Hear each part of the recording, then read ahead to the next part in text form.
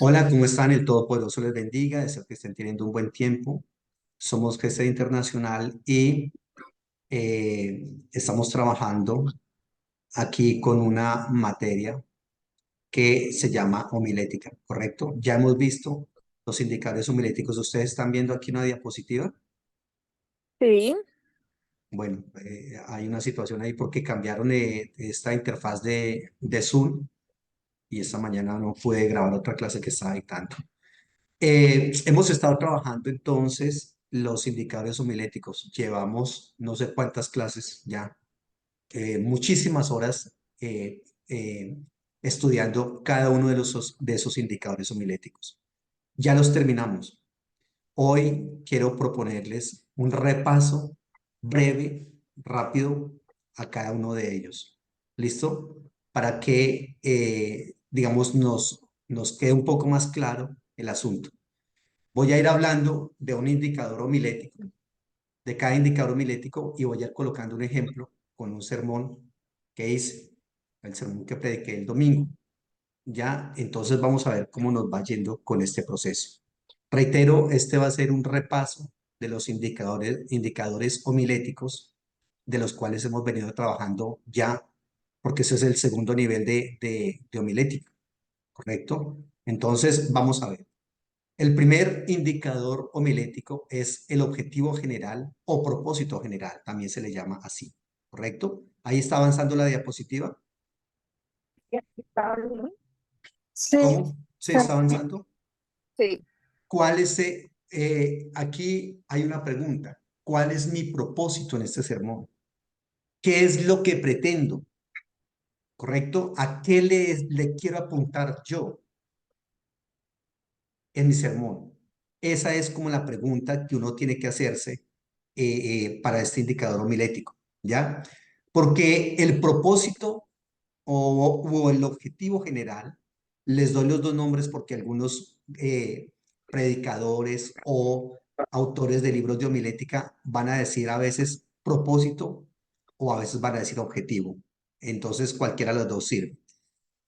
Parte de la importancia del propósito del sermón es que gobierna la elección del texto, es decir, depende del propósito u objetivo que yo tengo con ese sermón, asimismo tengo que escoger el texto. Claro, aquí obviamente teniendo en cuenta que yo tengo un tema, tenemos un tema y queremos predicar sobre ese tema, ¿listo? Pero a veces pasa todo lo contrario, a veces uno tiene el versículo o el capítulo correcto y entonces también depende de ese, en ese caso, allí habría de que tener, digamos, un proceso diferente. Aquí lo que les estoy diciendo es un proceso que parte de que solamente se tiene el propósito de la predicación, es decir, el objetivo al cual yo le quiero apuntar en la predicación, pero no tengo texto todavía. Hagamos de cuenta que ese es el caso en este momento. Por eso les estoy diciendo que ese objetivo o propósito gobierna la elección del texto, ¿ya? Y también va a influir muchísimo directamente en la formulación del tema. Entonces, fíjense que aquí estamos hablando del objetivo general, pero ya les hablé también de otro indicador homilético que es el texto y de otro más que es el tema, que los vamos a ir viendo poco a poco. Y recuerden que hablábamos de los propósitos generales u objetivos generales de la predicación. Les dije al iniciar estos indicadores homiléticos que habían unos objetivos generales y había unos objetivos específicos, ¿correcto? Y de los objetivos generales les dije que había uno que se llamaba evangelístico, que había otro que se llamaba doctrinal, devoción, consagración, ético-moral y un sermón de dar aliento. ¿Correcto? Esos son los 6 grandes objetivos o propósitos generales de la predicación. Es decir, que su predicación tiene que estar enmarcado en alguno de ellos. De entre esos 6 hay dos grandes divisiones. ¿Por qué dos grandes divisiones? Porque los seres humanos nos dividimos en dos grandes grupos. Los que no conocen del Señor y no son salvos y los que conocemos del Señor y somos salvos. Para los que no conocen del Señor y necesitan ser salvos está el primer objetivo general, el evangelístico. Y todos los de ahí hacia abajo, doctrinal, devocional, consagración, ético, moral y dar aliento, están dados para la gente que conoce del Señor, que somos salvos y que necesitamos ser edificados. Este segundo grupo no somos salvos por nuestros méritos, porque seamos los más santos, sino que somos santos únicamente y exclusivamente porque hemos aceptado el sacrificio vicario de Jesucristo en la cruz del Calvario, según la teología cristiana nos indica. ¿Listo? Esos son los seis, eh, um, los seis objetivos generales. Solamente los menciono, reitero, nosotros hablamos ampliamente de cada uno de ellos, ¿correcto? Y ahora hablemos un poquitico del propósito específico. ¿Qué pasa con ese propósito u objetivo específico? Lo que uno hace realmente es formular primero el objetivo específico. Les acabé de presentar el objetivo general, pero ahora lo que les estoy diciendo es que uno tiene que formular primero el objetivo específico del mensaje y luego que tenga ese objetivo específico formulado, entonces ahora sí se debe formular el objetivo general correspondiente. ¿Ya? Ahora bien, esto no es regla, no es tampoco una camisa de fuerza. Alguien dice, ay, qué embarrada, porque yo tenía ya un objetivo general y ahora usted me dice que primero es el objetivo específico. No, si ya tiene un objetivo general también, pues déjelo así, no hay problema. Es decir, se puede hacer de las dos maneras, ya no hay inconveniente, se puede hacer de las dos maneras acá. Porque el propósito específico es simplemente una aplicación particular del propósito general, ¿correcto? Entonces, está el propósito general que es algo muy amplio y a ese propósito general entonces le voy a tomar un pedacito pequeñito que es el propósito específico. ¿Ya? Entonces, reitero, se puede hacer de manera inductiva o deductiva, no hay ningún inconveniente. Lo que sí hay que tener en cuenta es que nunca, pero nunca debe haber más de un solo propósito específico para un sermón dado. No. Si usted tiene un sermón, una idea de un sermón y tiene en ese objetivo específico de dos, no uno, sino dos objetivos específicos, no es correcto. No es correcto porque eso no le va a funcionar bien.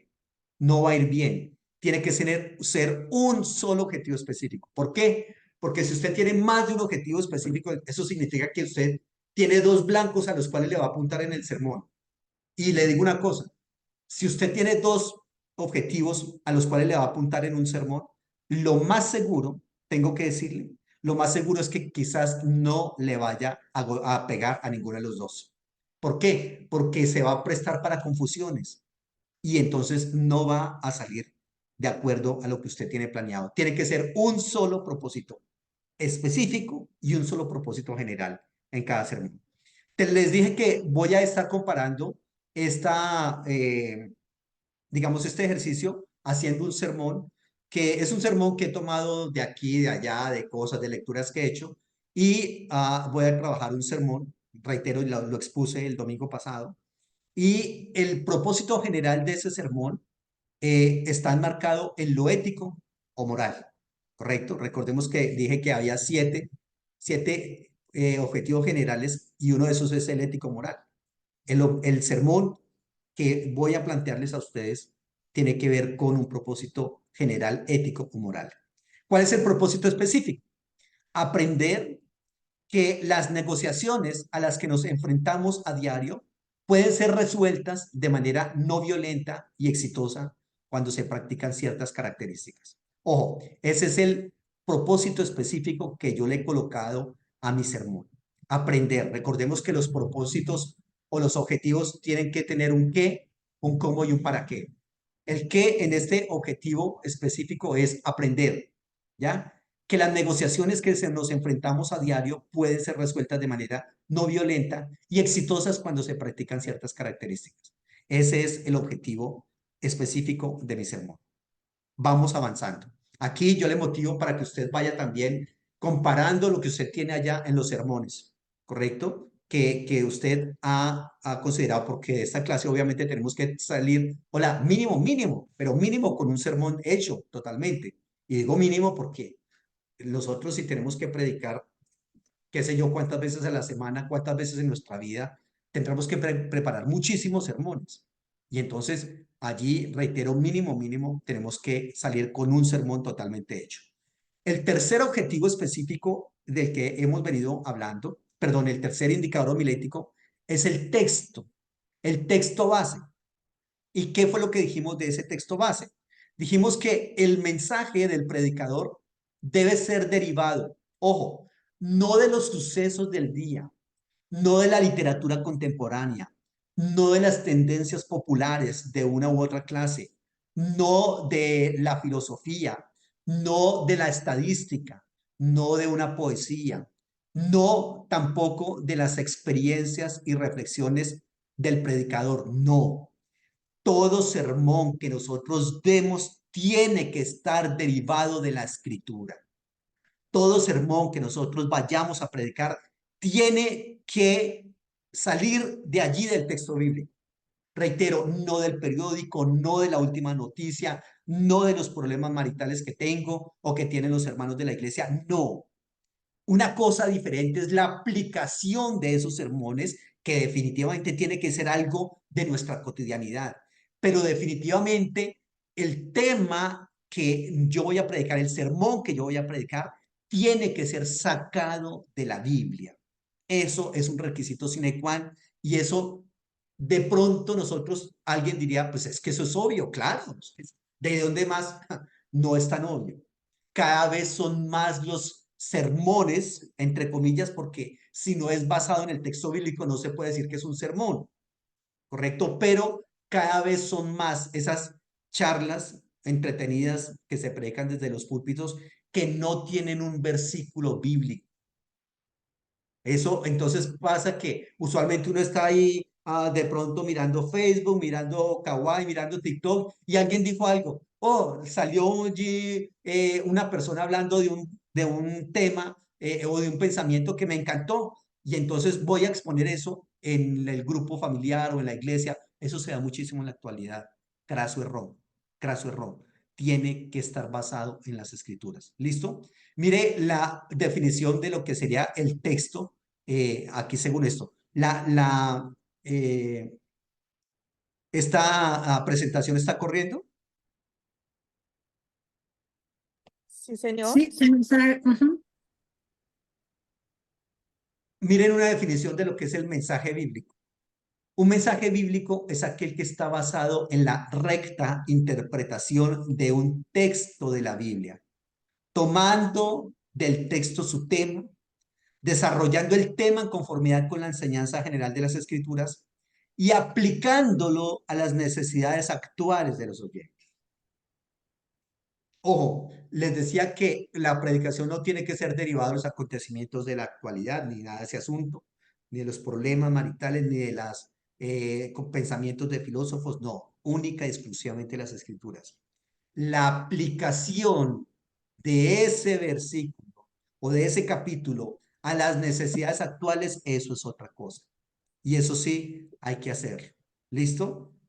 Pero reitero, el mensaje bíblico es aquel que está basado en la recta interpretación de un texto de la Biblia, tomando de ese versículo o capítulo el tema, desarrollando ese tema en conformidad con la enseñanza general de la Biblia. ¿Correcto? Y ahora sí, aplicándolo a las necesidades actuales. ¿Cuál es la función del texto? El texto es ese pasaje de la escritura que puede ser cuidado, les decía yo cuando vimos este indicador homilético, puede ser breve o puede ser extenso. Usted puede basar su predicación en un solo versículo, incluso ni siquiera en un solo versículo, en una partecita del versículo, no hay inconveniente. O puede tomar un texto muy grande. La verdad es que el hecho de que usted tome un solo versículo o un capítulo completo tiene sus ventajas y sus desventajas cada uno, pero eso ya depende lo que usted quiera trabajar. Puede ser un texto breve o puede ser un texto extenso, pero el asunto es que la función del texto es que de ahí, de ese versículo o capítulo, se deriva el tema del sermón. De allí, no de ninguna otra parte más. ¿Ya? Si el tema que usted quiere predicar no está expresado en algún pasaje de la Biblia, si no se encuentra ese tema que usted va a predicar en algún principio que ya propuso la Biblia, o si ningún lenguaje de la Biblia lo sugiere mediante una legítima asociación de ideas o mediante de pronto, es decir, usted no encuentra un tema allí en la Biblia, el tema que usted quiere predicar, no lo encuentra por ninguna parte en la Biblia, perdón, ¿para qué va a perder el tiempo con eso? Ujú, Entonces, de pronto se diría, todo tema de la Biblia, todo tema que yo predique tiene que estar basado en la Biblia. ¿La Biblia tiene que decir algo de eso? Sí, sí. Pero perdón, es un libro que fue escrito hace ya 2000 años, allá los últimos libros que se escribieron y estamos en el 2024. ¿Será que ese libro todavía es pertinente? Sí. La Biblia tiene una característica o muchísimas características, pero entre ellas es que trata de los principios divinos. Están ahí contenidos en la Biblia, ¿correcto? Y esos principios divinos son perennes, permanentes, no van a pasar de moda jamás. No va a pasar de moda jamás el no matarás, el no adulterarás. Jamás, por más que el ser humano trate de cambiar eso, por más que el ser humano diga, no, aquí le podemos cambiar, no, porque es que eso ya eso eran otras épocas, no. Y digo que aunque incluso las leyes de los países digan ABC, aunque se diga, no, la pedofilia sí es viable, sí la vamos a legalizar, aún así les cuento que les digo que los principios bíblicos estarán vigentes permanentemente, porque aunque el ser humano tergiverse eso, cuando llegue el momento del juicio, va a ser juzgado por lo que está contenido en el texto bíblico. Así es de que ahí no hay nada que hacer. Entonces, si es un tema que no se ve por ninguna parte en la Biblia, eso significa que es un tema que no es importante. No lo traje. De pronto alguien dirá, pero perdón, en la Biblia, ¿dónde se hablaba, por ejemplo, de la explotación petrolera a través del fracking? En la Biblia ni siquiera está contenido el término fracking. Entonces, ¿qué hacemos? ¿No predicamos de eso? No, claro que sí hay que predicar de eso. Hay que predicar. El asunto es que hay textos que hablan de principios divinos que se pueden aplicar al fracking. ¿Cómo así? ¿Qué principios divinos? Por ejemplo, el cuidado de la naturaleza, el cuidado del medio ambiente. ¿Ya? Y así sucesivamente, así, allí vamos. Entonces, ese es parte del aspecto. El texto, ahora, por otro lado, el texto que nosotros escojamos para nuestra predicación debe constituir una unidad completa de pensamiento. Ojo, no todos los versículos sirven para predicar. Sirve un versículo que tenga una idea completa, porque hay versículos que, como un versículo está formando parte de un capítulo, a veces hay versículos que solamente plantean una pequeña parte de una oración, ¿correcto? O una parte de la oración un poco más grande, pero no completa.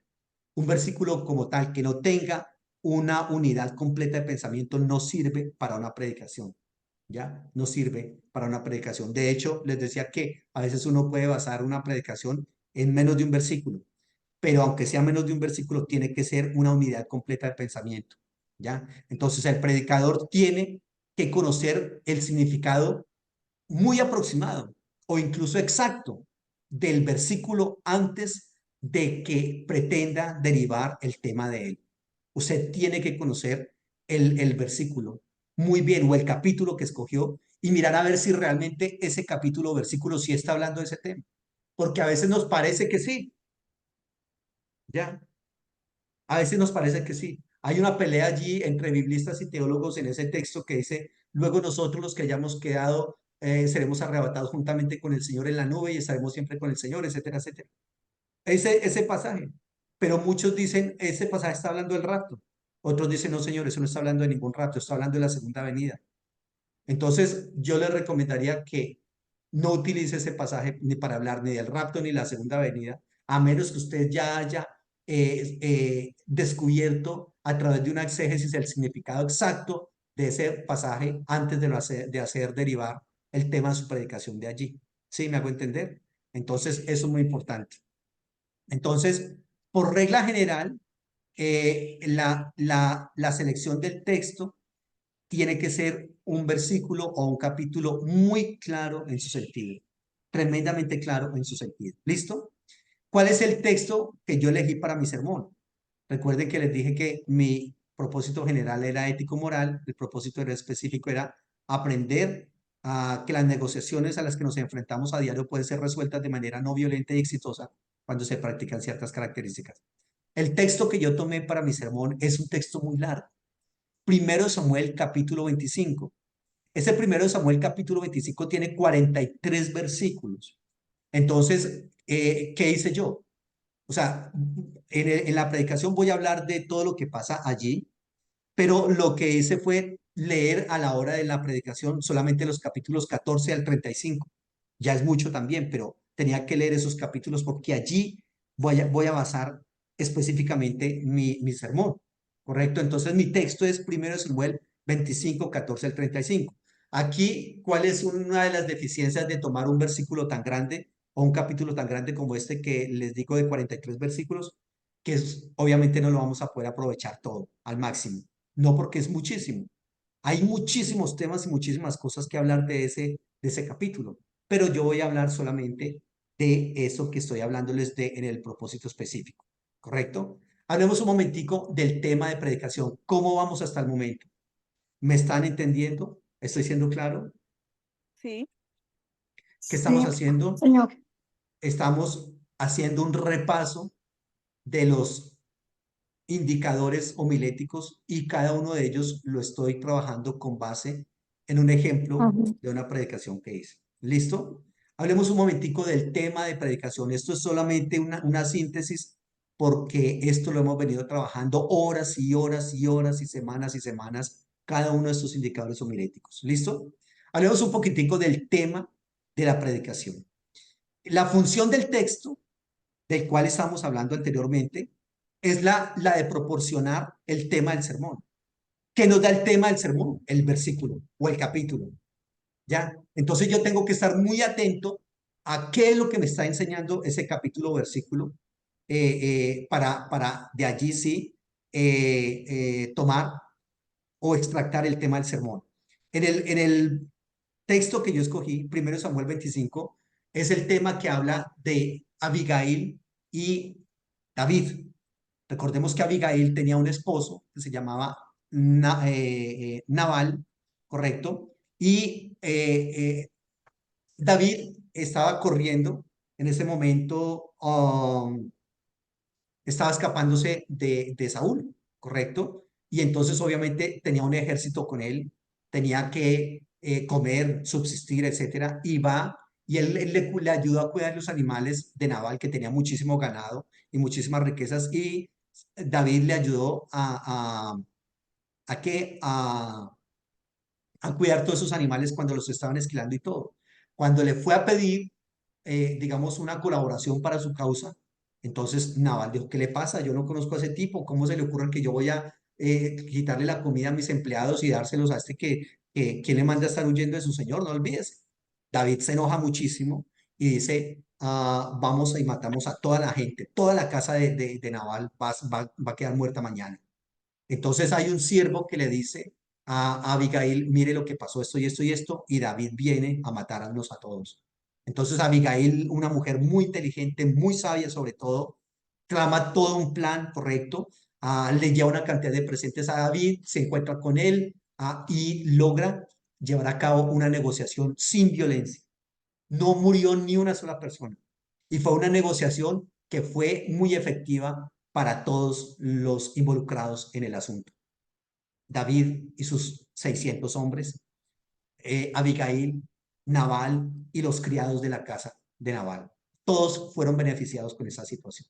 Entonces, grosso modo, les cuento eso para que sepan de qué se trata.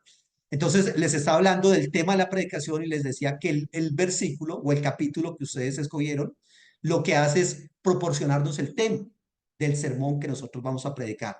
Eso significa que el versículo o capítulo escogido es la raíz del tema. De allí sale ese concepto. ¿Qué podríamos o cómo nosotros podríamos definir ese concepto del tema? El tema es la materia de la que se trata en el sermón.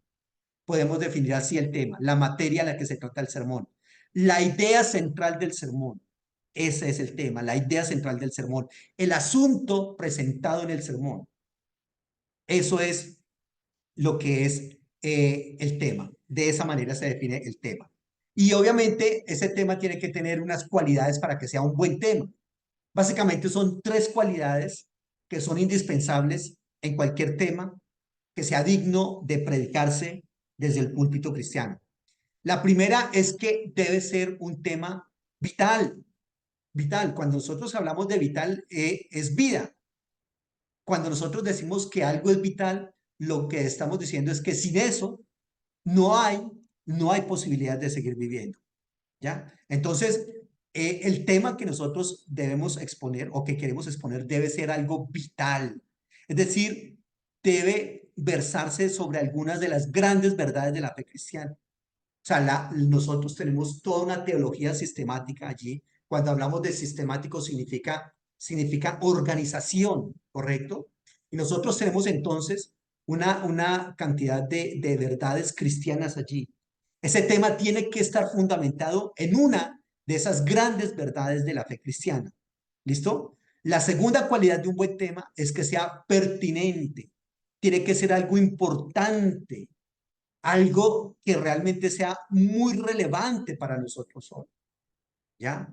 No cualquier bobada allí que nosotros se nos da por hablar, porque a veces se nos ocurren unas ideas y digo, uy, voy a hablar de esta idea en el púlpito. Perdón, si no es pertinente, no es importante, no lo toques. ¿Para qué vas a perder el tiempo y le vas a hacer perder el tiempo a los demás? ¿Ya? La otra cualidad es que debe caracterizar, debe tener una legítima relación con las escrituras. Nuevamente vamos allí. No puede ser un tema que no esté contenido en la Biblia. No puede ser. Aunque reitero, no sea de manera directa, aunque sea un principio de los cuales habla la Biblia, aunque sea algo en lo cual la Biblia hace una referencia, ya, pero tiene que estar contenido en la Biblia. Entonces tiene que ser vital el tema, tiene que ser pertinente y tiene que estar basado en la Biblia. ¿Listo? Y hay tres maneras también legítimas de derivar el tema.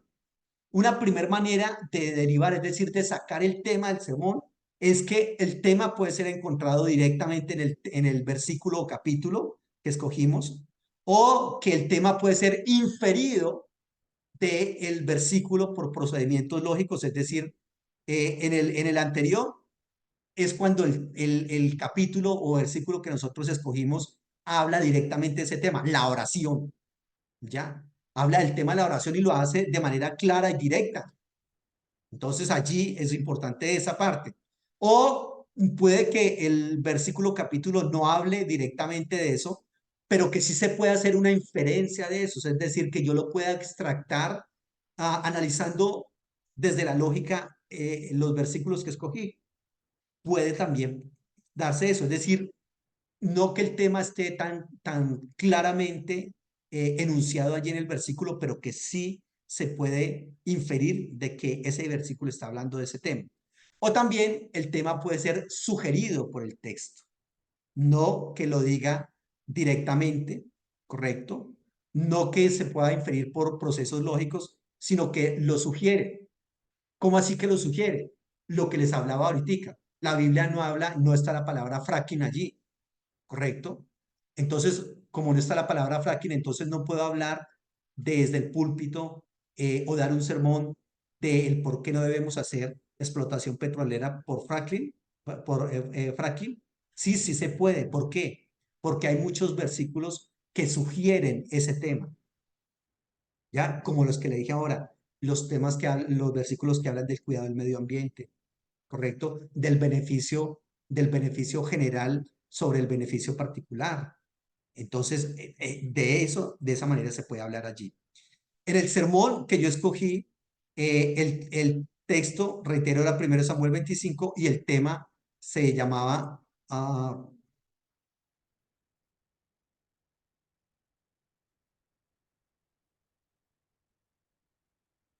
el tema lo trabajé como negociaciones sin violencia.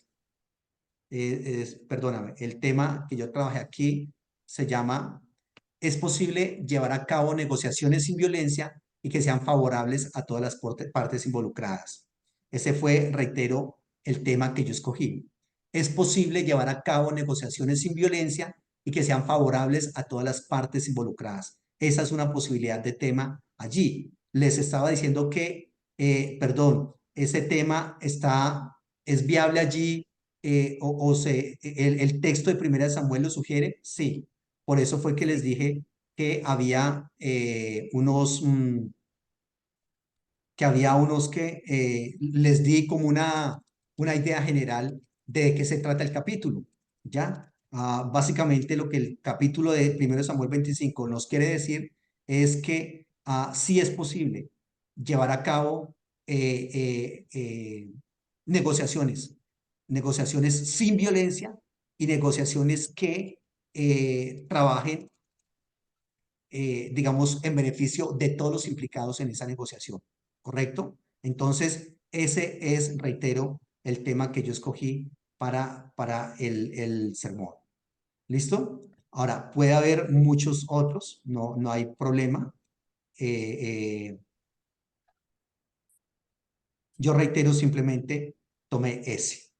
Permítanme, les comparto nuevamente la pantalla.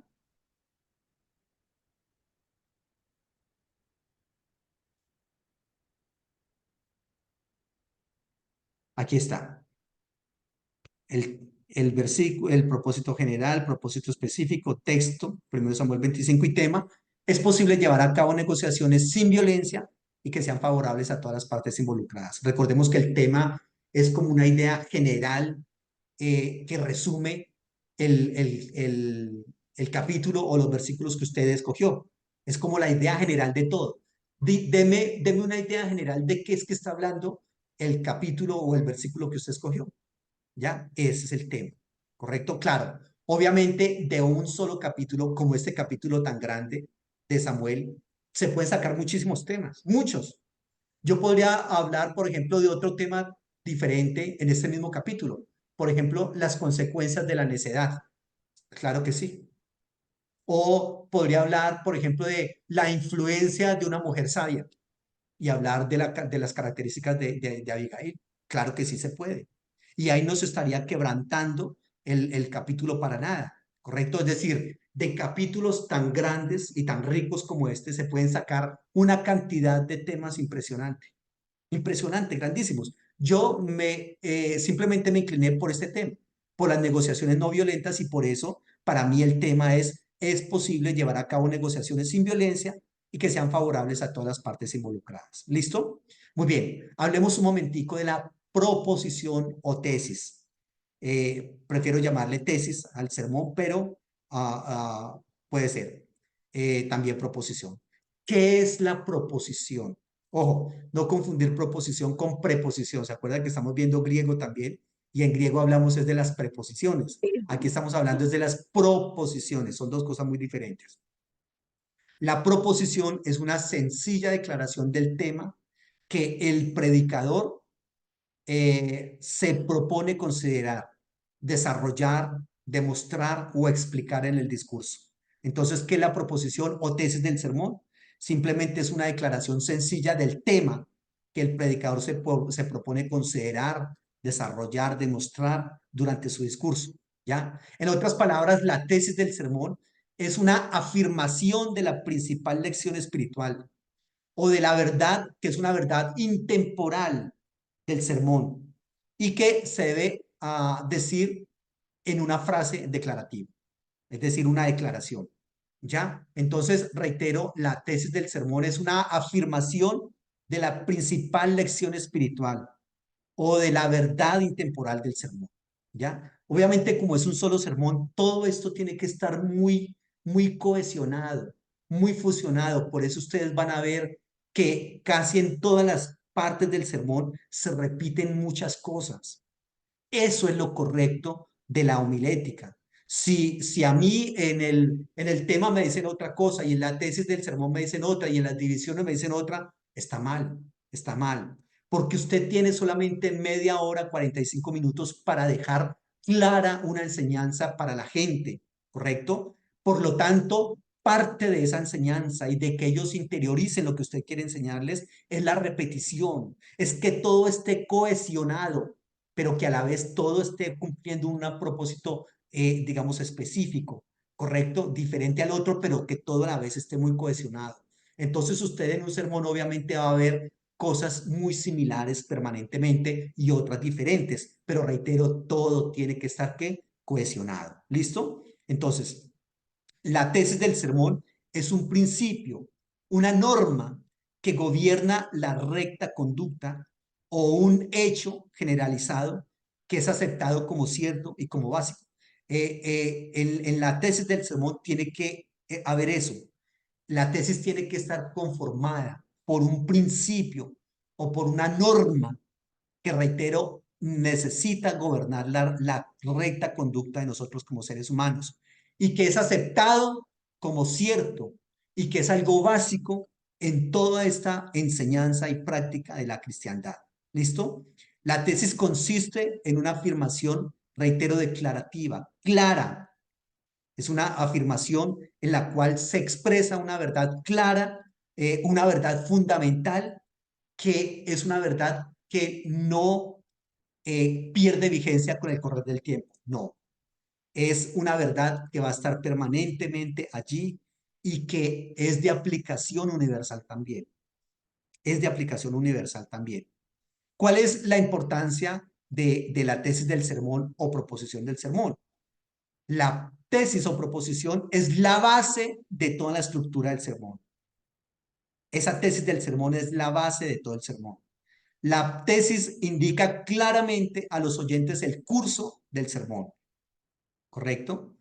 Y hay unos principios para la formulación de la proposición o tesis. La primera es que la tesis debiera ser una afirmación expresiva de la idea principal o de la idea esencial del sermón y tiene que ser expresada en una oración con sentido completo, ¿correcto? Una oración con sentido completo. La preposición debe ser, reitero, una oración declarativa. Eso significa que la tesis tiene que tener un sujeto, ¿correcto? Que debe ser una afirmación explícita y ojalá positiva, no negativa, no negativa.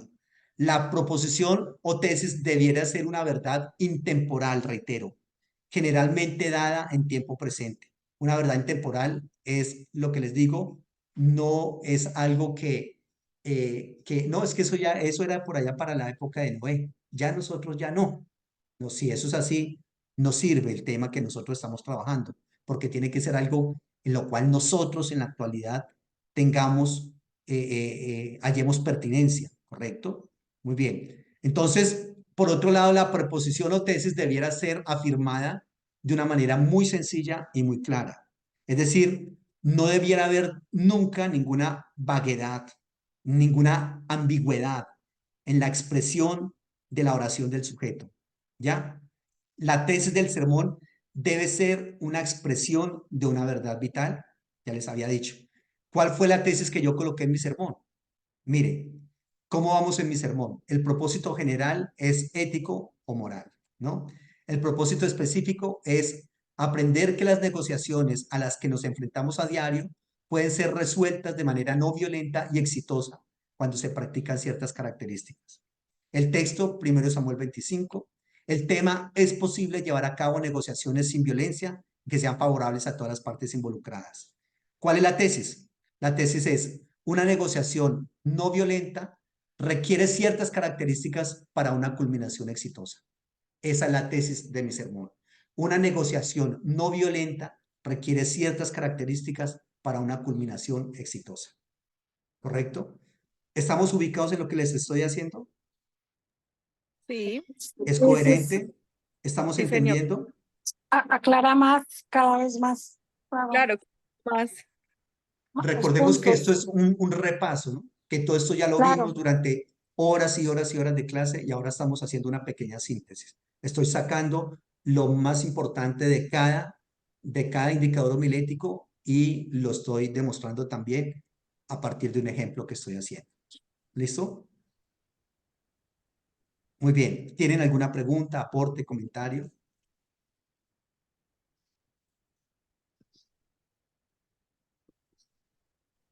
Tenía algo, pero se me olvidó.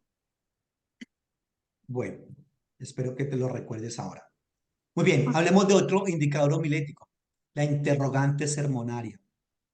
También a esta interrogante sermonaria se le llama la pregunta clave o también se le conoce con el nombre de oración interrogativa. Tres nombres son válidos. Los doy los tres porque hay algunos autores o algunos maestros de homilética que le dicen de una manera y otros de otra. ¿Listo? Muy bien, hablemos entonces de la frase interrogativa o la oración interrogativa. Esa frase interrogativa conduce a otro indicador homilético que se llama la oración de transición. Y esa oración de transición, a su vez, conduce a unir la tesis del sermón con las divisiones del sermón. Fíjese cómo todo está amarrado. Entonces tenemos una oración, una frase interrogativa. Esa frase interrogativa lleva a la frase transicional y esa frase transicional tiene que unir la tesis del sermón con los puntos principales del sermón. ¿Listo? Veamos algo más. La frase interrogativa da una transición suave de la tesis del sermón a las divisiones principales. ¿Ya? Entonces, al mismo tiempo, la frase interrogativa y la frase transicional indican cómo es que se va a desarrollar la idea, cómo es que se va a desarrollar, cómo es que se va a explicar la idea expuesta durante el cuerpo del sermón. El sermón tiene que ir progresando, ¿correcto? Siempre tenga en cuenta eso. El sermón tiene que ir progresando, la gente se tiene que dar cuenta que se está avanzando en el sermón, ¿correcto? Entonces allí es muy importante esta parte. ¿Listo? Entonces, ¿cómo es que va a la frase interrogativa, la frase transicional? Me van a indicar cómo es que esa idea va a ser desarrollada, explicada, expuesta en todo el desarrollo del sermón. ¿Listo? Aquí en mi sermón, ¿cuál fue la frase transicional? La tesis era una negociación no violenta requiere ciertas características para una culminación exitosa. La frase interrogativa es muy clara. ¿Qué características debe tener una negociación no violenta y exitosa? ¿Qué características? Esa es la frase interrogativa, ¿correcto? ¿Qué características debe tener una negociación no violenta y exitosa? Sencillo, elemental, claro, ¿ya? Y entonces vamos con otro interrogante sermón, con otro indicador homilético, la oración transicional, o también se le llama la frase transicional. Esa oración transicional hace ver con claridad cómo el predicador piensa dividir su asunto, ¿ya? Y esa frase transicional es necesaria para iniciar o para continuar mejor con ese movimiento progresivo del sermón. Reitero, de ninguna manera podemos darnos el lujo de trabajar allí con este sermón, de estar como en un solo punto y solo punto y un solo punto. Eso es hartísimo, aburridor, es un sermón fracasado. Cuando la persona está hablando solamente de lo mismo, de lo mismo, de lo mismo allí durante todos los 45 minutos y la gente como que no se dio cuenta que esa persona avanzó, no avanzó, qué dijo, qué no dijo, ya, allí es importante eso. Entonces, en mi sermón, ¿cuál fue la frase interrogativa? ¿Qué características debe tener una negociación no violenta y exitosa? Y la frase transicional. Primera de Samuel 25 nos muestra varias características que debe tener una negociación no violenta con una culminación exitosa. Reitero, mire que dése cuenta que en todo el sermón se van repitiendo y se van afirmando cosas, ¿correcto?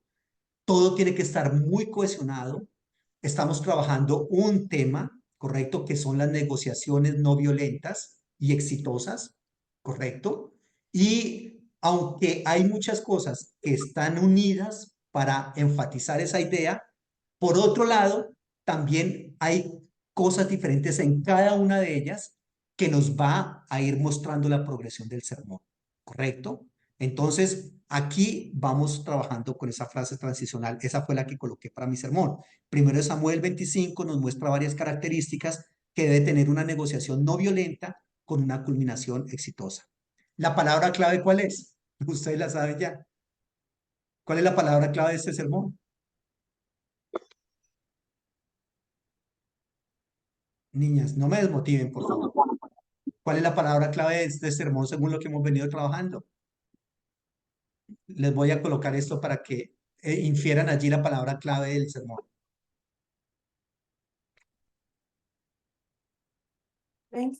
Negociación. No. No. Trans- Mire la frase interrogativa. ¿Qué dice la frase interrogativa? ¿Qué características debe tener una violencia. negociación no violenta y exitosa? Y la frase transicional. Primero Samuel 25 nos muestra varias características que debe tener una negociación no violenta con una culminación exitosa. Pero porque es larga, ¿no? O sea, es como una frase casi, porque se Claro, tiene que repite. ser una frase con sentido completo. Una negación no violenta y exitosa. No, Ah, muchachos, me no. desmotivan ustedes. Doris, Caramba. por favor. Hablemos un poquito. Es que ahí está más larga. Sí, está muy larga. Ah, claro, está muy larga. No, pero Es muy fácil extraerla, muy fácil extraerla. Hablemos un momentico de la palabra clave a ver si de pronto les aclara el asunto. Un buen plano homilético se caracteriza por el hecho de que todas las divisiones tienen la misma clase de relación con el tema del sermón. Ojo. Entonces, aquí ya les estoy mencionando otro indicador homilético que son las divisiones. Necesito decirles eso para hablar de la palabra clave. Debe haber un principio de división y ese principio debe ser observado uniformemente por todas las divisiones principales del bosquejo. Ajá. Y Sí, me acuerdo. para evitar todo peligro de ambigüedad, ese principio de división escogido debe ser indicado por una palabra clave. Esa palabra clave puede que esté de manera directa en las divisiones, pero si no está de manera directa, tiene que estar de manera indirecta allí. ¿Ya? Tiene que estar esa palabra clave de manera directa o indirecta en cada una de las divisiones del sermón. ¿Ya? Esa palabra clave aparece algunas veces en el título, pero no necesariamente. Y lo que sí es correcto es que, o lo que sí es adecuado, es que debe estar colocada en la tesis del sermón, si se quiere también, ¿correcto? O si no está en la tesis, tiene que estar en la frase transicional. Reitero, puede estar en el título si quiere, si no, no. Puede estar en la tesis del sermón si se quiere o si no, no. O puede estar en la frase transicional. Puede estar en las tres o puede estar en las dos de tres o en una de las tres. ¿Correcto? Tiene que estar en alguna de esas. ¿Ya? Ustedes se van a dar cuenta que está allí en varias de esas la palabra clave de este sermón. Entonces, O en las divisiones, ¿no? Ay, perdón. O en las divisiones del sermón también, como hicimos la última vez. es, es, que- es, es posible que esté allí. Si no está de Ujú. manera directa en las divisiones, debe estar de manera indirecta. ¿Ya? Entonces, la palabra clave es la que indica cuál principio de división está gobernando en la división del tema. ¿Ya? Debe aparecer, reitero, si no directamente, implícitamente en cada una de las divisiones principales del bosquejo. Si no están directamente, cuando usted lea cada una de las divisiones del sermón, si se colocara la palabra clave allí en las divisiones, casaría perfectamente, sería coherente, seguiría siendo coherente en las divisiones. Si es así, está bien. Si no es así, está mal. ¿Listo? Entonces, reitero, siempre que el predicador llegue a un encabezamiento principal en su sermón, debiera apoyarse en la oración transicional, ¿correcto? Y esa oración, reitero, tendría que tener su palabra clave, ¿ya? Miremos cuál es la palabra clave de mi sermón, que ustedes no la pudieron identificar. Triste, me preocupa. La frase interrogativa, ¿qué características debe tener una negociación no violenta y exitosa? La frase transicional, primero Samuel nos muestra las características que debe tener una negociación violenta, no violenta con una culminación exitosa. La palabra clave, características. Características. Ojo, yo estoy hablando de una negociación no violenta. Yo les voy a predicar y les voy a enseñar cómo debe ser o qué debe tener una negociación no violenta. Y entonces, si yo les quiero mostrar a ustedes qué debe o qué no debe tener una negociación no violenta, entonces la palabra clave ahí es características. ¿Cuáles son las características que debe tener una negociación no violenta? Por eso le dije que podía estar la frase en el título del sermón. ¿Cuál es bueno, todavía no les he dicho el título del sermón, ¿correcto? Pero el título del sermón mío podría ser características para una negociación no violenta. Podría ser así. O simplemente podría colocar una negociación no violenta. Eso no hay problema, no hay problema. Pero aunque esté o no esté en el sermón, sí debe estar en la tesis. Aquí en mi tesis no está. Perdón, en mi tesis, ¿dónde está aquí? Mi tesis del sermón, se me olvidó colocarla allí. Lo coloqué solamente una vez. Perdón, lo que pasa es que, bueno, al menos yo me confundí porque habían varias palabras que se repetía, pero sí, claro. Miren Sí, la tesis de mi sermón. Una negociación no violenta requiere ciertas características para una culminación exitosa, ¿correcto? sí, O sea que la palabra clave de mi sermón está en la tesis, está en la frase interrogativa y está en la oración transicional. Eso está bien, es correcto. Así se debe hacer, ¿ya? Reitero, no necesariamente en las tres. Puede ser que estén dos o en mínimo una, pero por lo general tiene que estar mínimo en dos, ¿ya? ¿Qué decías, Alexandra? Que lo que pasa es que habían varias palabras que se repetían y claro, por eso me confundí. No sé si a Dori le Sí, pasó lo mismo. claro. sí, Reitero que como, sí, Doris, sí es cierto, o sea, sí, son varias palabras que se repiten ahí en el sermón, entonces, cuidado, es que estamos hablando de una negociación no violenta, ¿correcto? De una negociación no violenta. Pero, ¿qué es lo que yo quiero o a dónde quiero llevar a la gente en mi sermón? Características. Que sí es posible negociar de exacto. manera no violenta y que todas las partes involucradas en la negociación salgan bien libradas, bien favorecidas. ¿Ya? Eso es lo que yo quiero mostrar. ¿Y cómo se lo voy a mostrar? Mediante algunas características que debe tener la negociación. Lo que yo les voy a enseñar son características para una negociación no violenta. O sea, la consecuencia, el resultado de todo eso es una negociación no violenta y exitosa. ¿Ya? Pero entonces lo trabajamos de esa perspectiva. ¿Me explico a lo que les quiero decir o no? La palabra clave es características Sí, aquí. claro. Sí, O sea, sí, dale, Doris. sí, ya me quedó, o sea, ya me quedó claro esa parte de lo de la negociación no violenta y exitosa, pero que se da de acuerdo a esas características que se desarrollan dentro Es del correcto. Entonces, sermón. lo que yo le quiero enseñar a la gente es que Ujú. sí se puede, es decir, yo quiero llevarlos a la conclusión de que sí se puede llevar a cabo una negociación no violenta y exitosa. Pero para que eso se dé, esa negociación tiene que tener unas características. Entonces, lo que yo voy a hacer en cada una de las divisiones del sermón es mostrarle cuáles son las características para terminar teniendo una negociación no violenta y exitosa. ¿Por qué estoy hablando de una negociación no violenta y exitosa? Porque David dijo, vamos, ciñase cada uno su espada y vamos a matar a toda esta gente.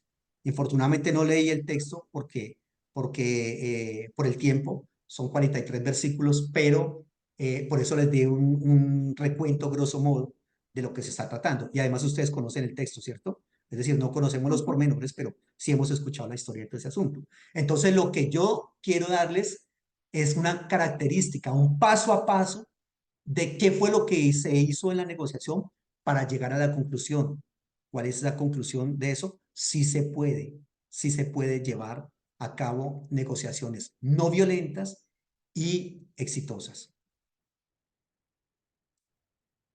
Bueno, Alexandra dice se entiende perfectamente. Qué bueno. Hablemos de las divisiones o puntos principales del sermón. Divisiones o puntos principales del sermón. Una vez determinado ese principio de división mediante la palabra clave, ese principio de división que va a regir el plan del sermón, ahora el predicador tiene que formular las divisiones, ¿ya? Por regla general, es mejor que las divisiones sean formuladas mediante oraciones gramaticales completas. Es decir, la oración, las divisiones del sermón tienen que ser una frase completa, con sentido completo, ¿ya? Las divisiones deben ser formuladas con la mayor uniformidad posible. Ojo con ese concepto, la mayor uniformidad posible. Eso tenemos que tenerlo aquí claro, ¿ya? Por eso es que, reitero, usted va a ver que en un sermón se repiten muchas cosas. ¿Por qué? Porque la pedagogía con base en la repetición es muy efectiva. Entonces, de tanto que yo le repito y le repito una cosa, un pensamiento a la gente, pero que es un pensamiento que aunque lo repito, no me quedo allí todo el tiempo en eso, sino que voy avanzando. La gente va analizando la progresión del sermón, ¿ya? Pero estoy hablando siempre de lo mismo. No es correcto cuando en un sermón una persona me habla, les he dicho varias veces en esta clase, no es correcto cuando en una predicación una persona me habló de la santidad, del pecado, de la salvación, de la condenación, del amor al hermano, de las características del odio. Alguien que no sepa predicar dice, este tipo sabe mucho, mire de todos los temas que habla en un solo sermón. No, no sabe nada. Por lo menos de predicación no sabe nada porque toca hablar de un solo tema en la predicación. Esas predicaciones que, reitero, tienen más de un propósito objetivo, más de un objetivo específico, ahí ya está mal. Ahí ya está mal. Toca un solo tema, características para una negociación no violenta y exitosa. ¿Sí me hago entender? Entonces allí, las divisiones deben ser formuladas con la mayor uniformidad posible. Eso se logra cuando la palabra clave, en este caso que estoy colocándoles de ejemplo, características, cuando la palabra clave del sermón se encuentra en cada división, si no directamente, por lo menos sí implícitamente. ¿Listo?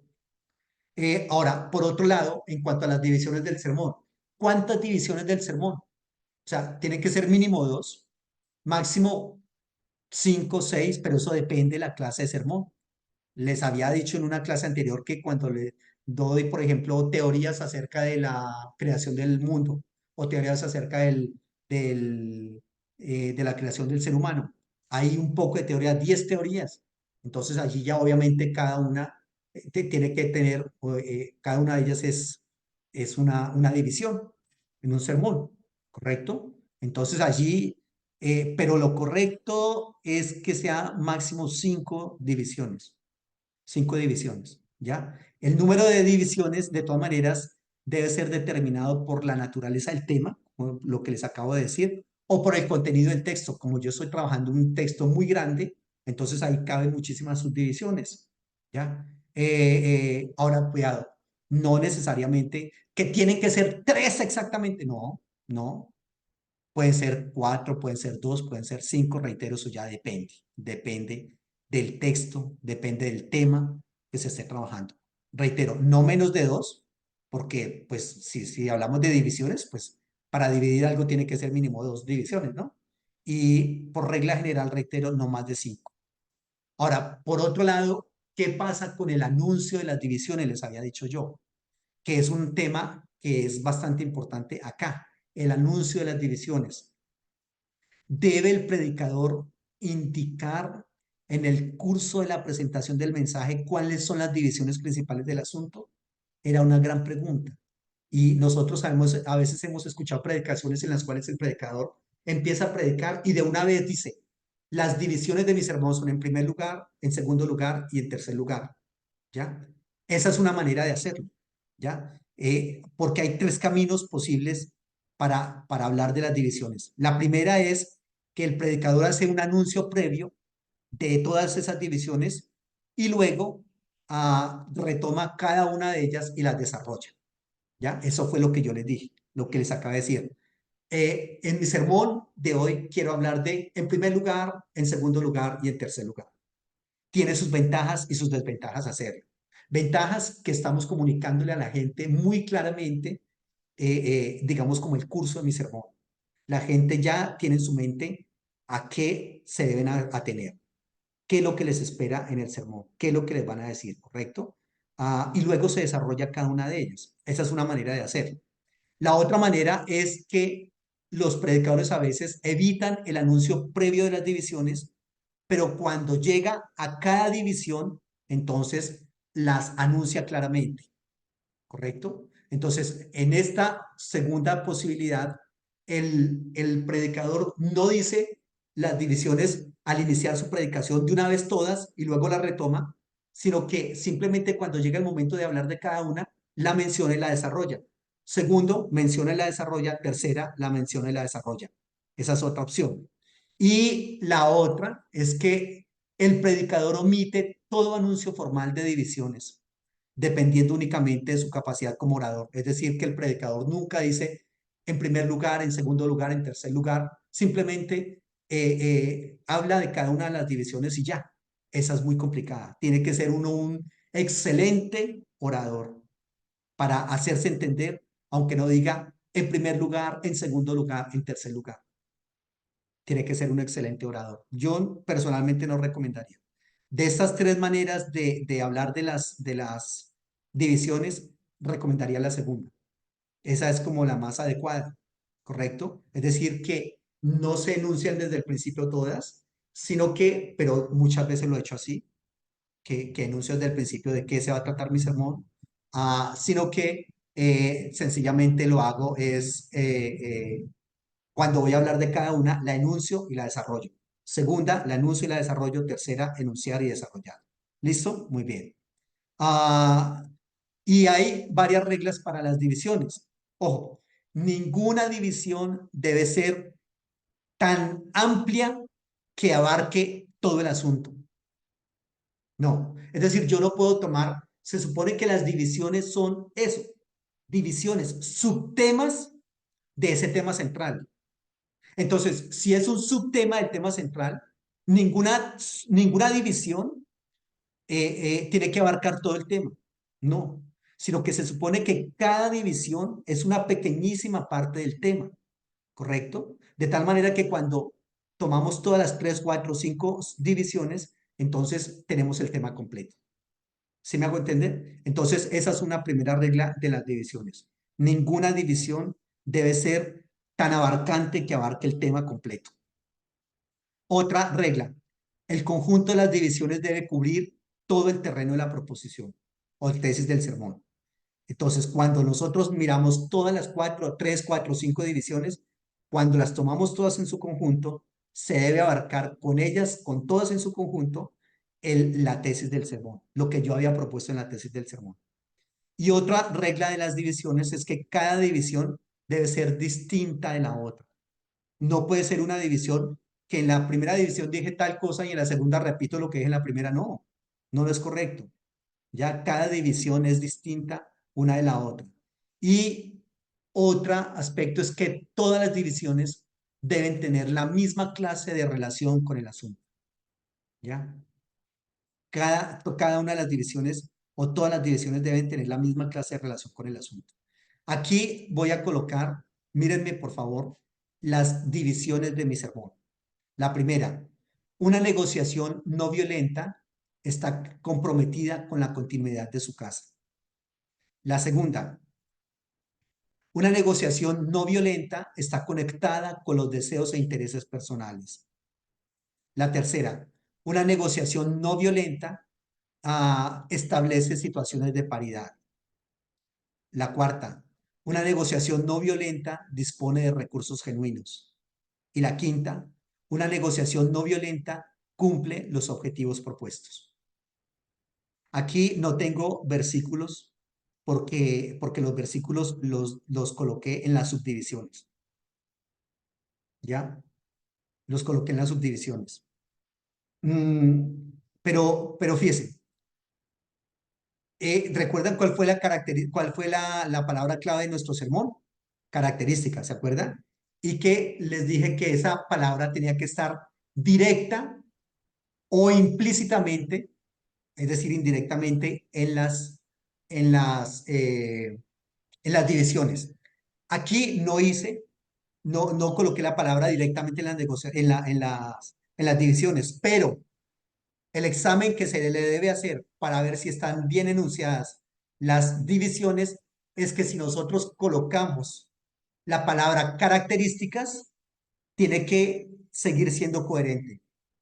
¿Por qué? Porque la palabra características es la palabra clave de nuestro sermón. Notemos, hagamos el experimento a ver si al colocar la palabra características en cada una de estas divisiones, siguen siendo coherentes las divisiones y se pueden seguir enunciando de la misma manera. Podríamos colocar acá, una característica de la negociación no violenta es que está comprometida con la continuidad de su causa. Segunda, una característica u otra característica de la negociación no violenta es que está conectada con los deseos e intereses personales.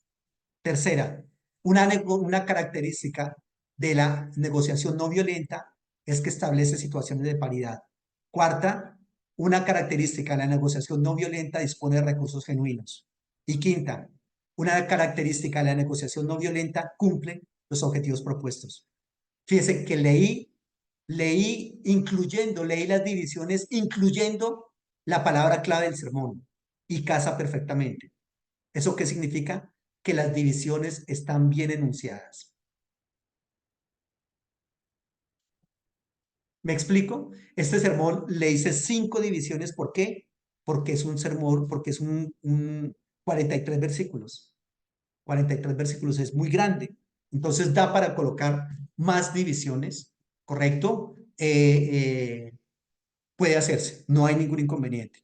Pero no necesariamente su sermón tiene que tener 5 divisiones. Reitero, con que tenga 2 o 3 es suficiente. Eso va a Entonces, depender. es decir, que por muy largo que sea el sermón, solamente son 5 divisiones No, pero máximo. máximo. En este caso, reitero, dependiendo, les dije que dependiendo del tema y dependiendo del tema y dependiendo del versículo o del capítulo que yo escogí. Como escogí un capítulo de 43 versículos, salen un poco. Ahora, yo creo que podría mirar a ver si hay más y posiblemente salgan más. Pero ¿por qué yo coloqué solamente hasta 5 allí? Porque es que ya hablar de 5 divisiones en un sermón es muy fuerte. O sea, tienes que tener mucha experiencia para resumir todo eso en 35, 40 minutos de predicación. ¿Ya? Ahora, recordemos que estas son las divisiones, pero que cada división tiene subdivisiones. O sea, que el sermón se amplía muchísimo. ¿Ya? Entonces, allí, este sermón, reitero, le dice 5, ya exagerando, pues, pero porque tiene 43 versículos. Pero la idea es que no, la idea es que usted haga 2 o 3. También escogí este sermón precisamente para, digamos, como es un sermón de aprendizaje para ustedes, para mostrarles cómo se hace, para que tengan más posibilidades. Entonces, fíjense cómo está la redacción la redacción de esas divisiones, ¿correcto? ¿Están bien redactadas? Sí, están bien redactadas.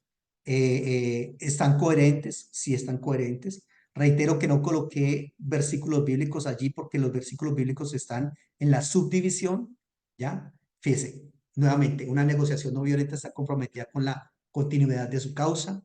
Una negociación no violenta, ¿ustedes están viendo en la diapositiva? Sí. Una negociación no violenta está conectada con los deseos e intereses personales. Dense cuenta que yo expresé cada una de esas divisiones repitiendo la misma palabra siempre, repitiendo la primera parte de la frase, repitiéndola en todas. Una negociación no violenta, una negociación no violenta. Tercera, una negociación no violenta establece situaciones de paridad. Cuarto, una negociación no violenta dispone de recursos genuinos. Quinta, una negociación no violenta cumple los objetivos propuestos. Dense cuenta cómo, reitero, todo está redactado de manera muy uniforme. ¿Ya? Es muy importante esta parte.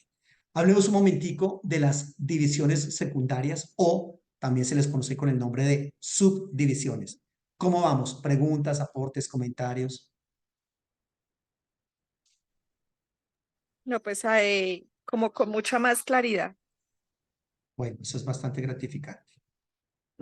Es que antes, por ejemplo, yo escuchaba que el tema, el nombre de la predicación, pero el tema tiene que ver mucho más que, bueno, el tema que se suele decir, ¿no?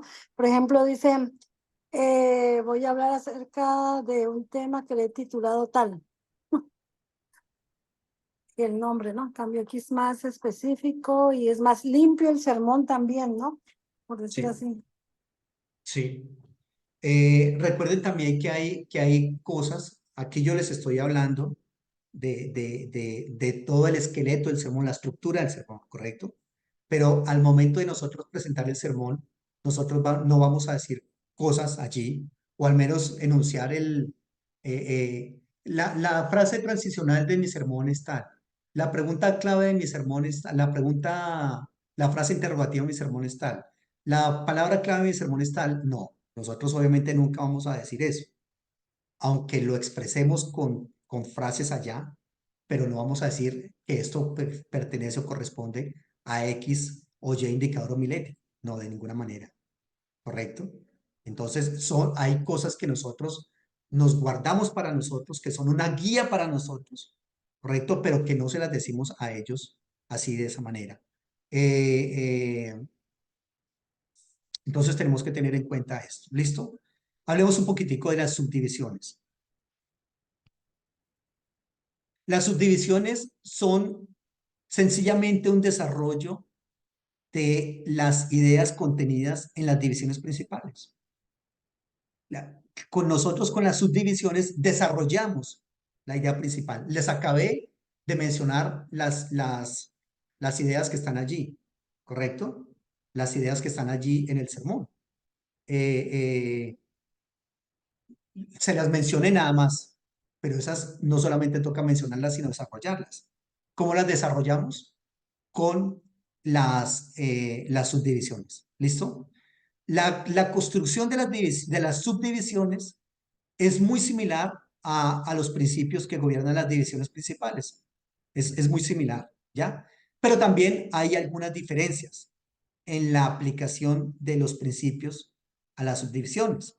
Por ejemplo, las subdivisiones se derivan de sus respectivas divisiones principales y son el desarrollo lógico de la división principal, ¿ya? Entonces, una subdivisión se deriva de la división, ¿ya?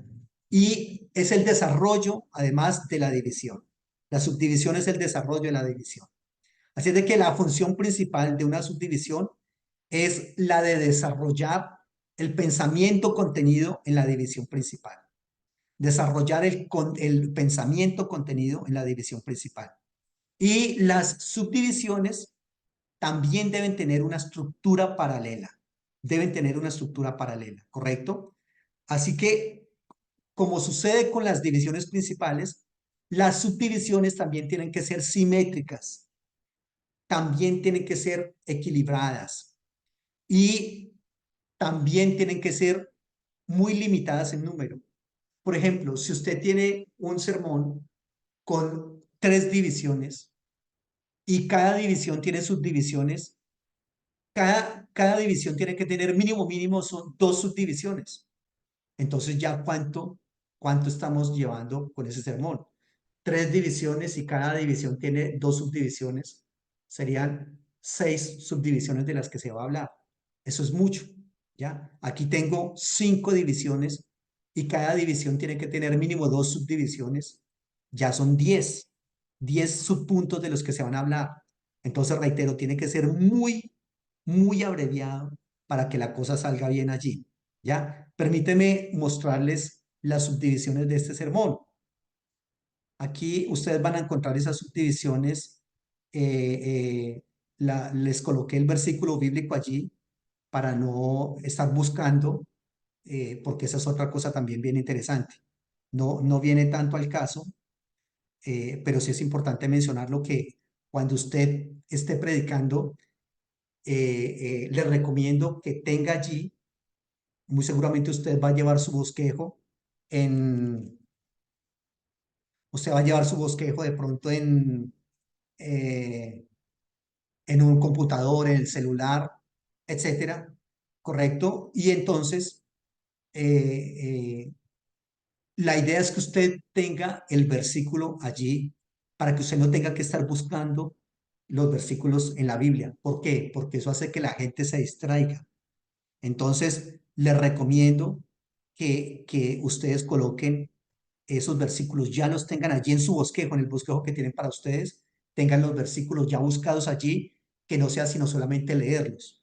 ¿Por qué? ¿Por qué les estoy diciendo eso? Porque les voy a mostrar las divisiones del sermón, pero resulta que tengo allí también apuntado los versículos.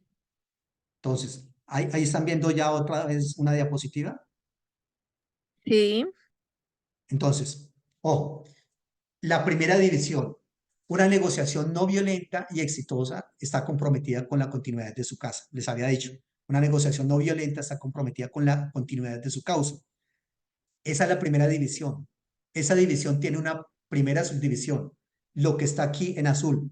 Nabal no reconoce lo que David ha hecho. Versículo 10. Y la segunda subdivisión. Nabal no reconoce las consecuencias de su decisión.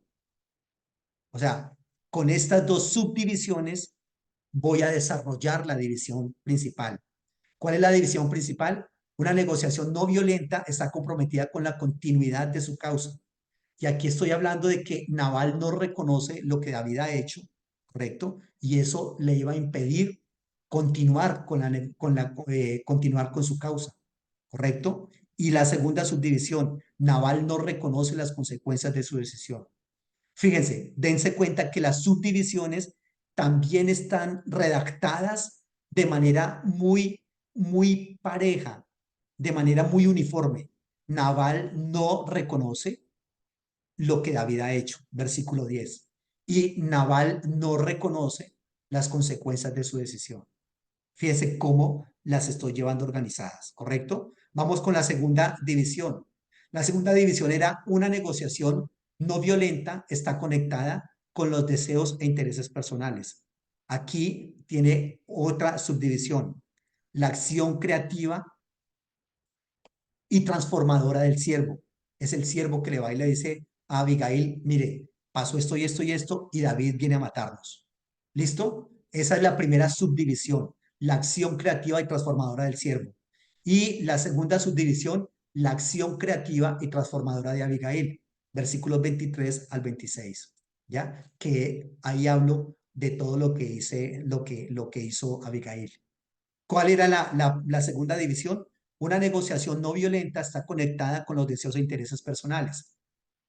La primera subdivisión de esta división, la acción creativa y transformadora del siervo, versículos 14 al 17, que le dice a Abigail, mire, pasa esto y esto y esto. Y la acción creativa y transformadora de Abigail, que obviamente los dos están viendo por sus intereses y terminan entonces obrando, actuando, digamos, en consonancia con esos intereses. La tercera división, una negociación no violenta establece situaciones de paridad. La primera subdivisión de esa división, a David no le conviene derramar sangre inocente, versículo 26. Segunda subdivisión, a David no le conviene tener el recuerdo de una masacre, versículo 31. Si ven cómo están bien amarraditas allí, ¿cuáles son las situaciones de paridad? Que la señora Abigail mete a David allí en una situación y le dice, David, tú vas a ser el próximo rey de Israel y a ti no te conviene derramar sangre inocente. yo soy inocente, yo no sabía qué había pasado, no me mates, ¿ya? Entonces, lo que está haciendo aquí Abigail es creando situaciones de paridad. Situaciones de paridad es todos somos iguales. En una negociación todos somos iguales. Cuando yo en una negociación me digo, todos tienen que aceptar lo que yo digo porque es que yo estoy yo estoy en lo correcto y todos ustedes están equivocados en todo. Allí no hay nada. Uno en una negociación uno tiene que establecer situaciones de paridad. Todos somos igualitos. Todos valemos lo mismo. Todos tenemos los mismos derechos y deberes. ¿Listo? Muy bien. Ella ya estableció su situación de paridad al llevar los regalos que le llevó a David. Ahora ella tiene que convencer a David de que están en igualdad de condiciones. Y por eso le dice, David, no te conviene derramar sangre inocente. Segunda, David, no te conviene tener el recuerdo de una masacre. ¿Ya? Y la cuarta división principal, una negociación no violenta, dispone de recursos genuinos. La primera subdivisión, Abigail le lleva los presentes. ¿Ya? Y Abigail, segunda subdivisión, Abigail le lleva un corazón que desea vida. Versículo 29. ¿Listo? La quinta división, una negociación no violenta cumple los objetivos propuestos. Primera subdivisión, Abigail ha negociado la continuidad de su causa. Versículo 33. Y Abigail ha involucrado el corazón de David en una dimensión ética. ¿Correcto? Esas son las subdivisiones. ¿Cómo vamos? Preguntas, aportes, comentarios. ¿Estamos ubicados aquí en lo que les estoy diciendo? Sí, sino que por lo menos, o en mi caso, al menos, esa parte de las subdivisiones me parece que es como más difícil sacarlas. Todo obviamente nos va a parecer un poquitico complicado al inicio. No se preocupen, eso va a ser, digamos, hasta cierto punto normal. Con el correr del tiempo, nos vamos dando cuenta y se nos va facilitando, la verdad. Sobre todo en la práctica. Como decimos popularmente, la práctica hace al maestro, ¿ya? La práctica hace al maestro. Entonces, esa práctica nos va a llevar a nosotros a ir perfeccionando la técnica y eso lo vamos a hacer muy fácilmente después. Hablemos un momentico, quiero como terminar esta parte hoy, si me permiten. Hablemos un momentico de la introducción. ¿Qué pasa con la introducción? La introducción, les había dicho que esta era una de las últimas partes del sermón, ¿correcto? Y tiene que ser una introducción apropiada.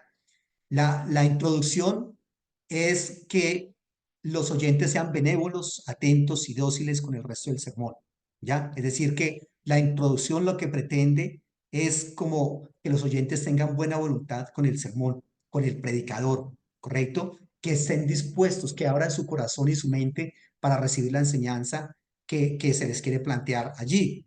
Eso es como lo importante en esta parte, ¿ya? La introducción definitivamente, si usted con la introducción no logra abrir el corazón de sus oyentes, reitero, no siga predicando.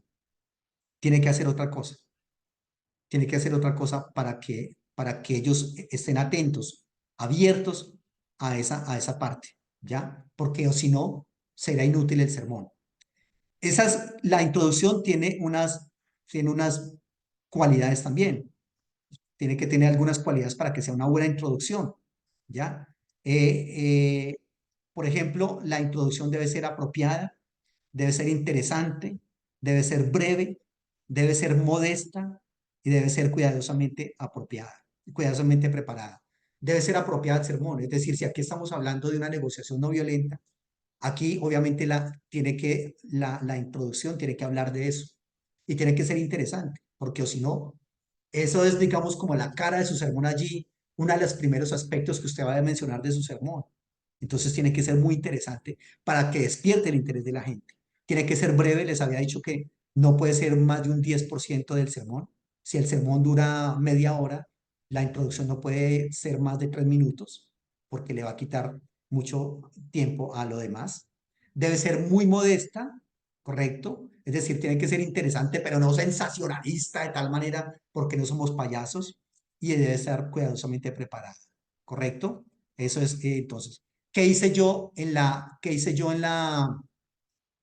hay varias clases les decía yo que hay varias clases de introducciones. Contar una anécdota, una historia. ¿Qué hice yo en la introducción del sermón? Como era un capítulo tan grande, 43 versículos, y yo realmente no leí sino 20, menos de la mitad. Entonces, la introducción que yo hice, que reitero, tomé esa decisión porque lo que alcanzamos a leer no involucraba no involucraba toda la dimensión del texto. Entonces, lo que yo hice de introducción fue contar el contexto del capítulo. ¿Qué está pasando? David es una persona que se ha levantado en armas contra el gobierno de Saúl, porque es un gobierno que no es legítimo ya, que está cometiendo muchos exabruptos, está en el campo, pero allí en el campo entonces están unas personas cuidando sus animales, él les ayuda a cuidar los animales, etcétera, etcétera. Bueno, les conté todo lo que pasaba allí en esa historia, porque el punto focal de la historia, de toda la predicación, es el diálogo y la negociación entre Abigail y David, ¿ya? Entonces la introducción, la reitero, y se fue el contexto general del pasaje. Y también de la conclusión, como lo que leí no fue, digamos, todo el capítulo no lo leí tampoco hasta el final, entonces lo que yo tomé como conclusión es lo que pasó finalmente, después de que Abigail se va. David le dice, está bien, ten en cuenta que te he respetado, que tú me pides algo y yo te lo concedo, ¿correcto? Y ya. Pero la conclusión, lo que yo hice, por ser el capítulo tan largo, es que les dije a la gente, mire, cuando Abigail llegó a la casa, Nabal estaba en una fiesta con todos sus amigotes allí, a cuerpo de rey, etcétera. Ella, muy sabia, no le dice absolutamente nada. Se espera que termine eso a la mañana siguiente, cuando el tipo ya está más calmado, etcétera. Entonces ella le dice, pasó esto y esto y esto, ¿correcto? Finalmente, el personaje queda como en coma 10 días, al 10.º día muere. David se entera de eso, entonces manda a llamar a Abigail, quiero que seas mi esposa, y Abigail le dice con muchísimo gusto. Y entonces llega allí donde David y le dice que aquí está tu sierva para lavar los pies de los siervos de mi señor, etcétera, etcétera. Y conté eso, y como último en la conclusión, porque se puede hacer así, la conclusión puede ser digamos, como una recapitulación de todo el tema. Entonces yo lo que hice fue, en la conclusión, lo que hice fue trabajar, digamos, este tema de trabajar este tema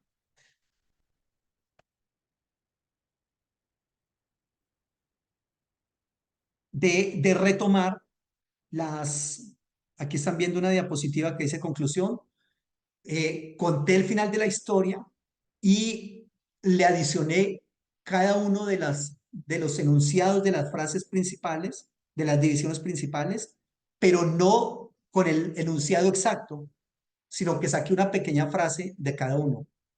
Entonces terminé diciendo que sí era posible tener una negociación no violenta y exitosa, así como Abigail lo había logrado, y que ella lo había logrado porque deseaba la continuidad de su causa, porque reconoció los intereses de todos, porque tuvo en cuenta que todos somos iguales, porque colocó a disposición de la negociación los recursos que ella tenía a mano, y porque luchó por lograr los objetivos propuestos desde el inicio de la negociación. Fíjense que aquí retomo las 5 divisiones, pero no las repito exactamente como los había anunciado anteriormente. Simplemente hago una idea general de cada una de esas divisiones y la pronuncio al final, ¿correcto?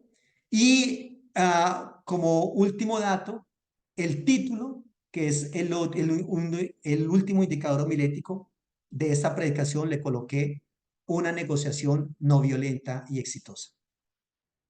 ¿Ya? Les había dicho que el título tiene que ser también algo bastante importante porque eso también llama la atención de la gente, que tiene que ser claro, que tiene que ser también una frase, digamos, con sentido completo, ¿correcto? Que hay títulos que se pueden extractar de los mismos versículos bíblicos, que hay otros títulos que son muy locos, muy payaseados y que no podemos hacer eso, que tiene que ser un título, digamos, que reitero, llame la atención de la gente. ¿Cómo vamos? Preguntas, aportes, comentarios. Y ese es un pequeño repaso que les hago de los indicadores homiléticos que hemos visto todo este tiempo.